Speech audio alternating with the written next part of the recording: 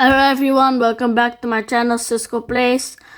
Today I will teach you how to make a fist. So first, if you punch like this, like your fist is like this, don't do it like this because you're gonna break your thumb. I know the first time when I do this, I think it's like a good idea because your thumb is protected like that and the grip and I feel comfortable, but actually it's a bad thing because you're gonna break your thumb.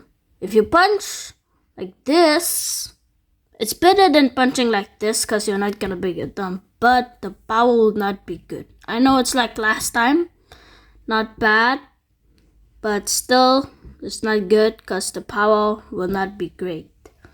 So the first step is open your arm like this. Second step, close your arm like this. Third step, fourth step, and the final step, fifth step, just close your thumb like this. Then you just need to punch. The power will be greatly. You're not gonna break your thumb, and it's a normal fist. That's a lot of different kind of fists, but this is just the normal fist. Then you just need to punch. So yeah, that's all for today's video, guys. Thank you for watching. Please subscribe and like, and I'll see you guys in the next video. Adios.